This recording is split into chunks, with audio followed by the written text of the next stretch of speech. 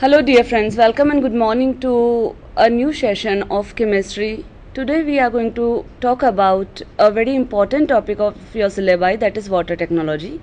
I am Dr. Shashi Ranga from LD College of Engineering, and today we are going to talk about water technology. Now prior we start our session, let us see what all topics we are going to cover in this particular discussion.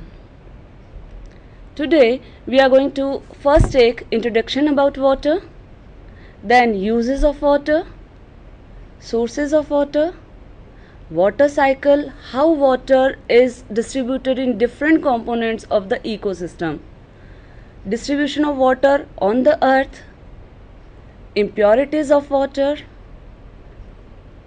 Then we are going to talk about what effect of these impurities is there in water. Our main topic for today would be hardness. We will be dealing this in terms of its definition, cause, sources, expression of hardness, units of hardness, then types of hardness, and finally we will be talking about estimation of hardness. Now let us start with introduction of water. Friends, you all must be knowing that water is the most abundant compound on earth, and this is vital for survival of life on the earth. But it is also very important for engineering and technology, and that's why today we are going to talk about this particular topic. We all know that the chemical formula of water is H2O. That is, it is made up of two atoms of hydrogen and an atom of oxygen. It is existing on earth in three forms: solid, liquid and gas. Solid, that is ice, gas, that is water vapor, and liquid water.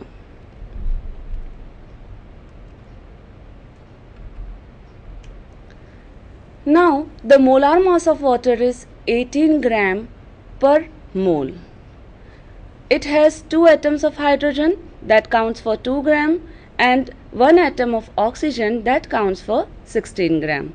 The density of water is 1000 kilogram per meter cube when it is in liquid state at 4 degrees Celsius, and in solid state its density is 917 kilogram per meter cube, and this is only the reason solid ice floats over water, as its density is lower than the liquid water. The melting point of water is 0 degrees Celsius and its boiling point is 100 degrees Celsius. Pure water is absolutely odorless, colorless and tasteless, but we never found such kind of water in our environment. Now let us talk about uses of water. We all know that water makes 80% of the human body, and it is very important component for the survival of life on our planet. But beside being crucial for the life on earth, it is very important in number of industries. Say for example, thermal power plant, industrial manufacturing, hydropower plant, agricultural, mining and other commercial uses. Let us see some of its uses. Now see, here we have taken a coal-fired thermal power plant in which steam is used for the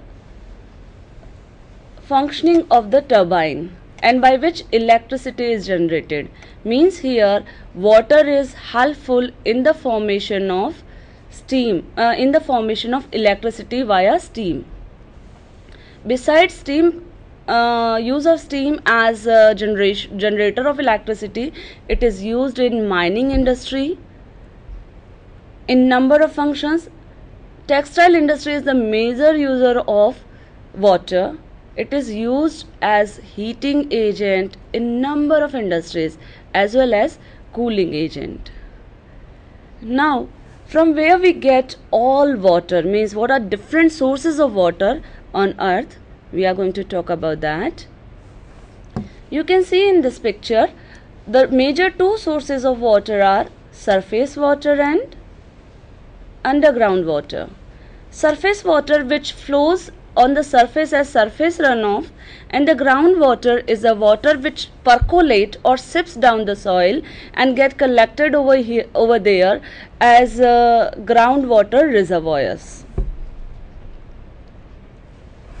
Surface water sources includes number of streams, lakes, ponds, rivers, and number of oceans, which are major reservoir of surface water, while underground sources include tube wells, underground wells, glaciers, springs, etc.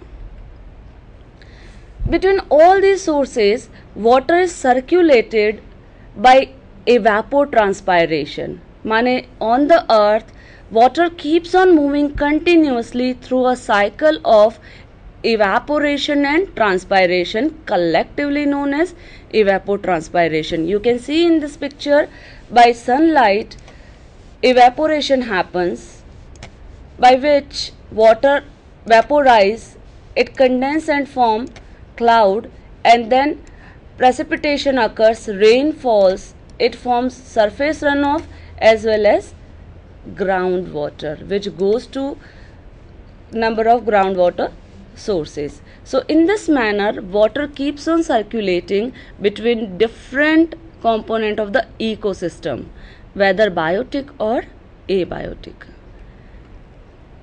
Now, on the earth, whole water is distributed in this manner. We all know that earth is known as blue planet. Blue planet, as if it is surrounded majorly by water. You can see 97.4% of the available water is there in ocean. Only 2.6% of fresh water is there, and major part of this fresh water is there in ice caps and glaciers. Means the readily accessible fresh water is very less for all the human beings. You can see the glacier over here. 97.4% of Earth's surface is covered by water, but approx 2.6% only of global water is fresh water, and most of it is trapped in ice caps.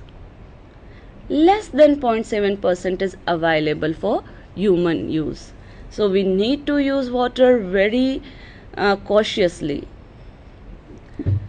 Now, though most of the earth is surrounded by water, but none of the source is absolutely pure. Means water is never found pure in water. It accumulates impurities from different parts of the environment. And if we talk about these impurities can be classified in three classes: dissolved impurities, suspended impurities, and dissolved impurities consist inorganic salts like bicarbonates, sulfates, and chlorides of calcium, magnesium, and iron, etc. Besides dissolved mineral, it also consists dissolved gases like carbon dioxide, nitrogen, oxygen, H2S, etc. And some of the organic compounds like detergents, pesticides, etc. are also dissolved in water. Suspended impurities means which is not soluble in water.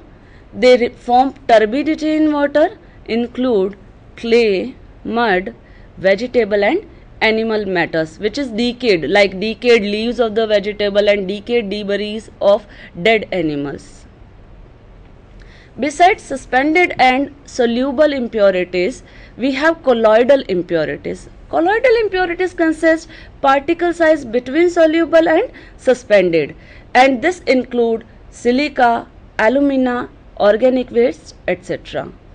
And the most dangerous impurities in water are bacterial impurities.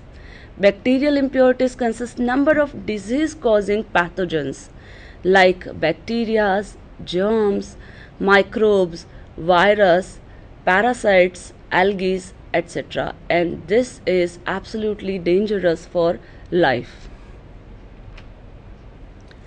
Now, all these impurities, whether it is soluble, insoluble or colloidal, they can cause number of effect on water. Like, they can change the color of surface water. Normally, water is colorless, but if impurity is there, it may impart some color. They may impart some particular taste or odor in the water, and beside, they impart turbidity.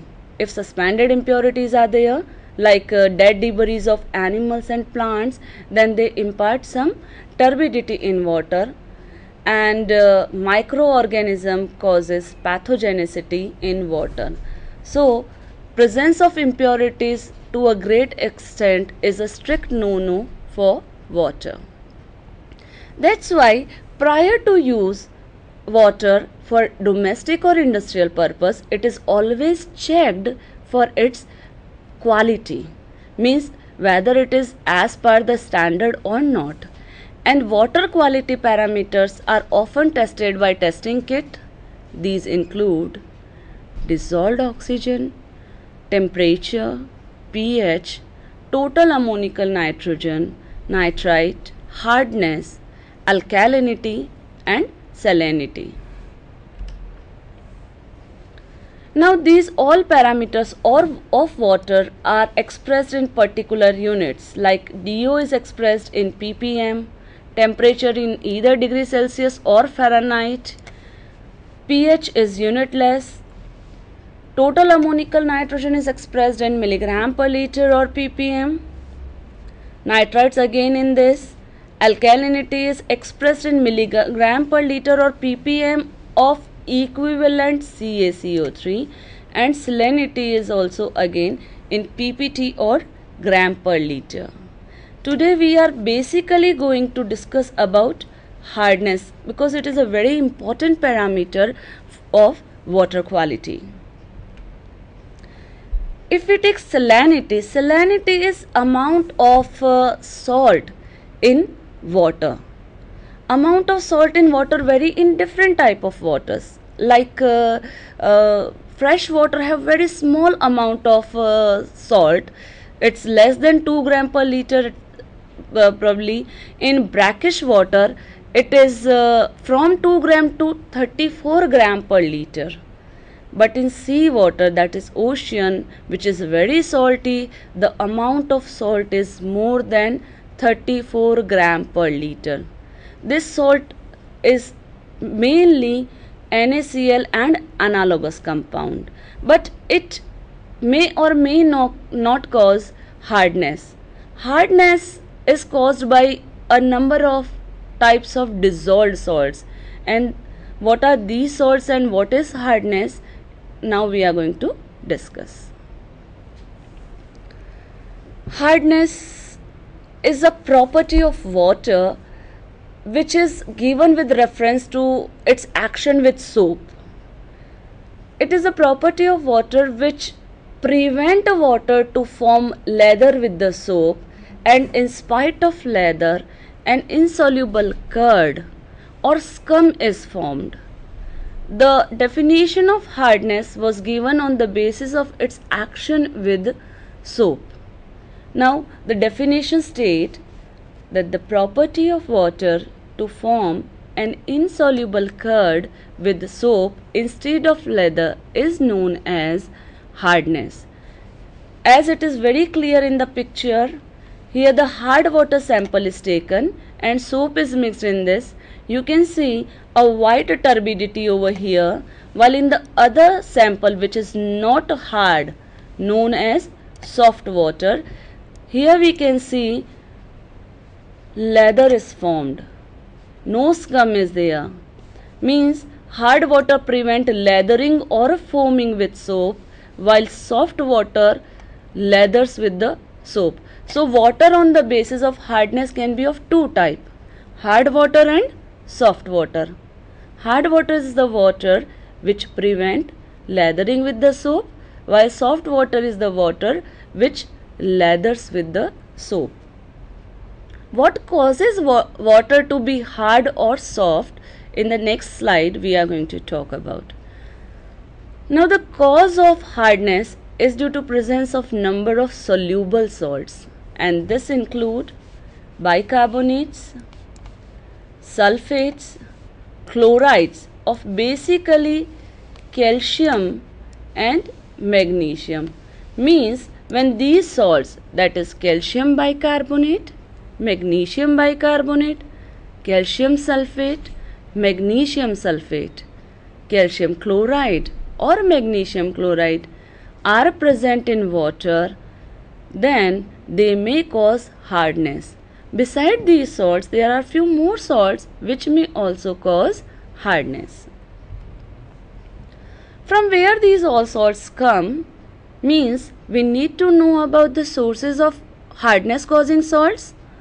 Now we see water comes from rain, particularly means rainwater is the major source of water.